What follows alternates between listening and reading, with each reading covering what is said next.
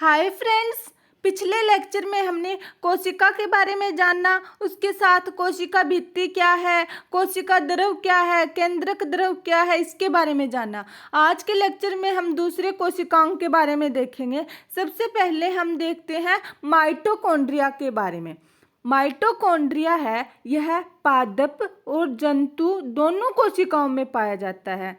किसमें मिलता है? पादप और जंतु दोनों कोशिकाओं में। जो माइटोकॉन्ड्रिया कोशिकांग है, ये दोहरी झिल्ली ऑर्गेनल होता है, दोहरी झिल्ली कोशिकांग होता है। इसका क्या मतलब हुआ? एक तो ये ब्रहा झिल्ली होती है, अंदर इसके एक और झिल्ली होती है, फिर इसके अंदर कोई क्रिया होती है, उन कोशिकांग को हम क्या बोलते हैं? दोहरी झिल्ली युक्त कोशिकांग। जैसे ये ब्रहा झिल्ली हो गई, ये आंतरिक झिल्ली हो गई, इसके आंतरिक झिल्ली के अंदर इनकी क्रियाएं संपन्न होती है। अब हम माइटोकॉन्ड्रिया का डायग्राम या स्ट्रक्चर देख लेते हैं, इसकी संरचना कैसी होती है। हमने देखा ये दोहरी झिल्ली कोशिकांग है, तो इसकी ये सबसे बाहरी आवरण को क्या बोलेंगे? ब्रहा झिल्ली। फिर इसके अंदर क्या एक आवरण होता है, उसे हम क्या बोलते हैं? आंतरिक झिल्ली। हमें पता है माइटोकॉन्ड्रिया का खुद का डीएनए होता है और खुद का राइबोसोम भी होता है, और खुद का डीएनए राइबोसोम होते हैं, और इस वजह से ये अपनी ऊर्जा खुद बनाते हैं। मतलब माइटोकॉन्ड्रिया क्या करते हैं? एटीपी सिंथेसिस करते हैं। और एटीपी क्या है? ये कोशिका की ऊर्जा है, और जो माइटोकॉन्ड्रिया खुद सिंथेसिस करता है, ये खुद अपनी ऊर्जा बनाकर दूसरे कोशिकाओं को भी देता है। इसलिए माइटोकॉन्ड्रिया को हम कोशिकाओं की ऊर्जा का शक्ति गृह भी बोलते हैं। इसमें ये जो वलित स्ट्रक्चर बनी होती है या फोल्डिंग होती है, इसे हम क्या बोलते हैं? क्रिस्टी। इसके अंदर के तरल पदार्थ को क्या बोलेंगे? मैट्रिक्स। ये हमें थोड़ा देख लेना है। आगे हम देखते हैं इसके बारे में। माइटोकॉन्ड्रिया की खोज सबसे पहले किसने की? कोलिकर ने। माइटोकॉन्ड्रिया शब्द सी बेंडा ने दिया। मतलब सबसे पहले माइटोकॉन्ड्रिया को देखा तो कोलिकर ने था, लेकिन इसका नाम माइटोकॉन्ड्रिया है, ये किसने दिया? सी बेंडा ने। सी बेंडा ने इसका नामकरण किया और देखा सबसे पहले कोलिकर ने। माइटोकॉन्ड्रिया को कोशिका का शक्ति गृह भी बोलते हैं, क्योंकि ये खुद की ऊर्जा बनाता है और दूसरे कोशिकाओं को देता है। शक्ति गृह को कई बार इंग्लिश में पावर हाउस भी लिखा जाता है। अब आगे देखते हैं, एटीपी कोशिका की ऊर्जा है, ये हमें पता चल गया। एटीपी क्या है? कोशिका की ऊर्जा, जिसकी फुल फॉर्म क्या होती है? Adenosine triphosphate. आगे देखते हैं, जीवन के लिए आवश्यक विभिन्न रासायनिक क्रियाओं को करने के लिए माइटोकॉन्ड्रिया एटीपी एडिनोसिन ट्राइफॉस्फेट के रूप में ऊर्जा प्रदान करता है। माइटोकॉन्ड्रिया में दोहरी झिल्ली होती है, ये हमने देखा कि इसमें दोहरी झिल्ली होती है, एक ब्रहा झिल्ली, एक आंतरिक झिल्ली। इस आंतरिक झिल्ली के अंदर इसकी क्रिया संपन्न होती है। बाहरी झिल्ली छिद्रित होती है तथा भीतरी झिल्ली बहुत अधिक वलित होती है। हमने देखा कि बाहरी झिल्ली छिद्रित हो गई और दूसरी झिल्ली ऐसे वलित हो गई, जिसे हम क्रिस्टी बोलते हैं। माइटोकॉन्ड्रिया का अपना डीएनए और राइबोसोम होता है। माइटोकॉन्ड्रिया अपना प्रोटीन स्वयं बनाते हैं। क्या बनाते हैं? स्वयं बनाते हैं। और किसकी हेल्प से? राइबोसोम की हेल्प से।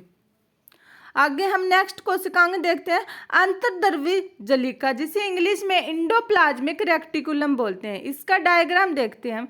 ये किसकी संरचना है? अंतर्द्रवी जलिका की। ये क्या है? केंद्रक। और ये केंद्रक के बाहर क्या लगा होता है? केंद्रक आवरण। और इसके साथ क्या चीज अटैच होती है? अंतर्द्रवी जलिका। अंतर्द्रवी जलिका है, ये दो प्रकार की होती है, एक तो चिकनी अंतर्द्रवी जलिका, एक खुरदरी अंतर्द्रवी जलिका। और इसकी ये जो फोल्डिंग होती है, इसे हम सिस्टर्नी बोलते हैं। अब इसे खुरदरी अंतर्द्रवी जलिका क्यों बोलते हैं? इसे चिकनी क्यों? क्योंकि इसकी दीवारों पर राइबोसोम प्रेजेंट नहीं होते, और जबकि जो खुरदरी होती है, इसकी दीवारों पर क्या प्रेजेंट होते हैं? राइबोसोम। ये क्या लगे हुए हैं? राइबोसोम। इसलिए हम इसे खुरदरी अंतर्द्रवी जलिका बोलते हैं। आगे हम देखते हैं, अंतर्द्रवी जलिका झिल्ली युक्त नलिकाओं तथा सीट का बहुत बड़ा तंत्र होता है। क्या होता है? नलिकाओं का एक बहुत बड़ा तंत्र। हमने देखा अंतर्द्रवी जलिका दो प्रकार की होती है। कौन कौन सी? चिकनी अंतर्द्रवी जलिका और खुरदरी अंतर्द्रवी जलिका। आगे देखते हैं, चिकनी अंतर्द्रवी जलिका है, यह प्रोटीन संश्लेषण में भाग नहीं लेती। लेकिन लिपिड स्त्राव के लिए उत्तरदायी है। जो चिकनी है वो प्रोटीन संश्लेषण में भाग नहीं लेती, याद रखना है। लेकिन लिपिड के स्त्राव के लिए कौन उत्तरदायी है? चिकनी अंतर्द्रवी जलिका। और दूसरी ओर खुरदरी अंतर्द्रवी जलिका, जिसे हम रफ एंडोप्लाज्मिक रेक्टिकुलम कहते हैं, प्रोटीन संश्लेषण में भाग लेती है। प्रोटीन संश्लेषण को बनाने के लिए कौन उत्तरदायी है? खुरदरी अंतर्द्रवी जलिका। और किसकी हेल्प से? राइबोसोम की हेल्प से, क्योंकि इसके ऊपर राइबोसोम प्रेजेंट होते हैं। ये हमें याद रखना है। आगे देखते हैं। इस पर राइबोसोम पाए जाते हैं। हमने देखा ये एक ऐसे, ये जैसे खुरदरी अंतर्द्रवी जलिका है तो इसकी दीवारों पे ऐसे क्या प्रेजेंट होंगे? राइबोसोम। राइबोसोम कोशिका प्रोटीन संश्लेषण के स्थान तथा एंजाइम प्रदान करता है। राइबोसोम को प्रोटीन का कारखाना भी कहा जाता है। ये टर्म याद रखनी है। राइबोसोम को क्या कहा जाता है? प्रोटीन का कारखाना। अब हम इसके बाद में नेक्स्ट कोशिकांग देखते हैं, गोल्जी उपकरण। इसकी संरचना देखते हैं हम गोल्जी उपकरण की। ये किसकी संरचना है? गोल्जी उपकरण की। ये क्या होती है? इसके दो फेस होते हैं, एक तो सिस फेस ऊपर की तरफ, एक नीचे की तरफ ट्रांसफेस, मतलब आमने सामने इसकी ट्यूब लगी होती है। ये क्या है? ट्यूबुल्स, जिसके अंदर कोई इंडोप्लाज्मिक रेक्टिकुलम से कोई चीज आती है वो गोल्जी उपकरण के अंदर प्रवेश करती है। ये ट्यूबुल्स है इसके अंदर। और ये जो फोल्डिंग बनी हुई है इन्हें क्या बोलेंगे? सिस्टर्नी। और ये जो स्ट्रक्चर बनी हुई है ये नई पुट्टिकाओं का निर्माण कर रही है और इसे हम क्या बोलेंगे? ल्यूमेन। इसके ऊपर वाले फेस को क्या बोलेंगे? सिस फेस और नीचे वाले फेस को ट्रांस फेस। अब आगे देखते हैं इसके बारे में। गोल्जी उपकरण झिल्ली युक्त पुट्टिका है। हाँ, इसके बाहर क्या होती है? मेम्ब्रेन होती है चारों ओर। खोजकर्ता कौन है गोल्जी उपकरण के? सबसे पहले किसने देखा? कैमिलो गोल्जी ने। और इसी साइंटिस्ट के नाम पर इनका नाम रखा गया। सबसे पहले इसको कैमिलो गोल्जी ने रखा, तभी इसका नाम गोल्जी उपकरण रख दिया गया, इसके वैज्ञानिक के नाम पर ही। इसकी झिल्लियों का संपर्क अंतर्द्रवी जलिकाओं की झिल्लियों के साथ होता है। मतलब ये जो गोल्जी उपकरण है ये इंडोप्लाज्मिक रेक्टिकुलम, ये क्या है? जैसे इंडोप्लाज्मिक रेक्टिकुलम है और इसके साथ क्या जुड़ी होती है? गोल्जी उपकरण की ट्यूबल्स। इसमें क्या होता है कि जब कोई इंडोप्लाज्मिक रेक्टिकुलम से कोई एंजाइम या कोई चीज़ सिक्रिएट होती है वो गोल्जी उपकरण के अंदर प्रवेश करती है और फिर गोल्जी उपकरण उसे अपनी तरफ से मॉडिफाई करता है कोई चीज़ को। आगे देखते हैं। अंतर्द्रवी जलिका में संश्लेषित पदार्थ गोल्जी उपकरण में पैक बंद किए जाते हैं और उन्हें कोशिका के बाहर तथा अंदर विभिन्न क्षेत्रों में भेज दिया जाता है। इसका क्या मतलब हुआ कि जो गोल्जी उपकरण है उसके अंदर इंडोप्लाज्मिक रेक्टिकुलम से कोई रॉ मटेरियल आएगा और फिर जो उसके अंदर रॉ मटेरियल आएगा गोल्जी उपकरण के अंदर आकर वो पूरी तरह से पैकिंग होकर फिर दूसरी कोशिकाओं की तरफ जाता है। जैसे कि कुरकुरों की फैक्ट्री में कुरकुरे बनकर तैयार होकर जाते हैं, फिर उसके अंदर वो पैकेट में भरे जाते हैं। तो ये जो कुरकुरे का जो सामान होगा ये इंडोप्लाज्मिक रेक्टिकुलम से आता है। फिर इसे लिफाफे में हम बंद करते हैं, वो कौन करता है?